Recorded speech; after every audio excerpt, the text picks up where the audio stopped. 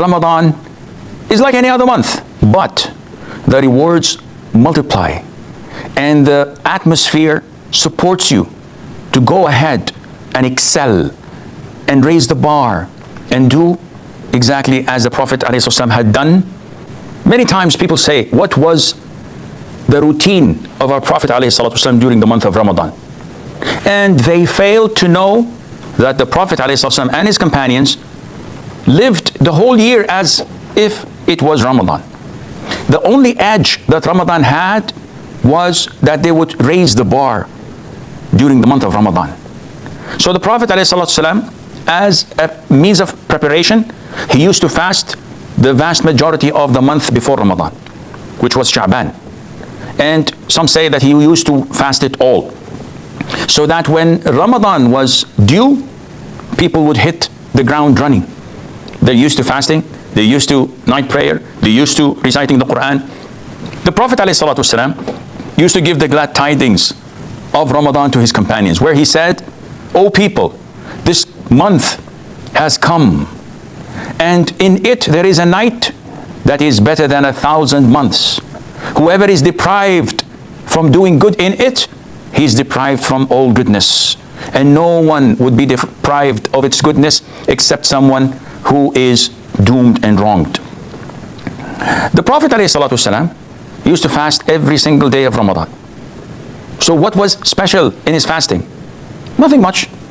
He used to have the pre-dawn meal, and he used to say that eat the suhoor, because having suhoor is a barakah, is a blessing. And he used to instruct us to delay the suhoor to the very last moment before the adhan of Fajr. And he used to break his fast immediately once the sun had set. And he used to say the people would be in good terms, they will be all right as long as they hasten in breaking their fast. Throughout the day, it was a normal day. The Prophet used to bathe, wash his head. He used to use the miswak frequently without any problem, even while he's fasting, even after Dhuhr and before the break, before the sunset. There's no problem in that, because the Prophet used to do it all the time. The Prophet used to travel ﷺ throughout Ramadan. Sometimes he used to go for battle and go out in expeditions. And he would instruct the Muslims to break their fast if they were to fight, so that they would become stronger. So the Prophet used to travel, and he used to fast while traveling, and sometimes he used to break while traveling. We know that the Battle of Badr and the conquest of Mecca were in the month of Ramadan.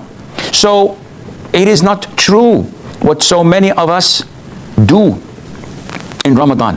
When we think it's a time of being tired, being lazy, not able to work. This wasn't the case at the time of the Prophet ﷺ, the companions, and all the Muslims throughout these centuries. They used to be active, even if it were Ramadan. I know a lot of people who go to the gym while fasting. I know people that go and play tennis while fasting. And this does not hinder them from offering night prayer with Taraweeh and having a good fatur and reading great portions of the Qur'an. It is the shackles we tend to tie ourselves in that prevent us from moving forward. Fasting is not something that hinders us from behaving, working, and being active.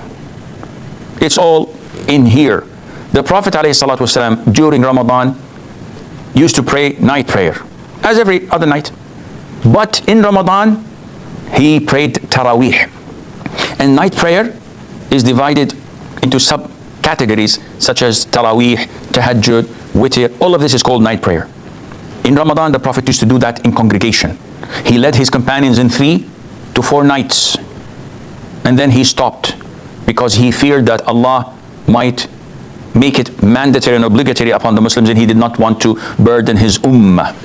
And that is why when the Prophet died ﷺ, and the revelation was over, Umar, may Allah be pleased with him, went into the masjid once and saw the people praying during Ramadan night time, either alone or in patches. So he said that if we combine all the companions and all the people to pray behind one imam, that would be a good thing. So he revived the Sunnah of the Prophet ﷺ, which he had done 3 or 4 nights. And he appointed Ubay ibn Ka'b and Tamim al-Dari, may Allah be pleased with them, to lead the people in Taraweeh. They used to lead the people from after Isha till just before Fajr time. And the people used to carry staffs and sticks to lean on because they were too tired to stand. This is how the companions used to spend their time during night time in Ramadan. And the Prophet ﷺ used to also encourage the Muslims by saying, whoever prays night prayer during Ramadan out of conviction and anticipation of the reward, Allah would forgive his previous sins. And the Prophet ﷺ used to perform i'tikaf or seclusion in the last 10 nights of Ramadan, tracing and trying to pursue the night of decree, Laylatul Qadr, which is better than 1,000 months. He never missed this i'tikaf except once. And his wives used to perform i'tikaf with him as well in the masjid. And this is where the i'tikaf should be done. What was prominent in Ramadan, that the Prophet ﷺ used to revise the Qur'an every single night with Jibreel. And he would revise the whole Qur'an during Ramadan, except in the last year before his death, he revised it twice rather than once. And also, Ibn Abbas tells us that the Prophet ﷺ was as generous as the wind. And he would be mostly more generous during the month of Ramadan when Jibreel used to revise the Qur'an with him.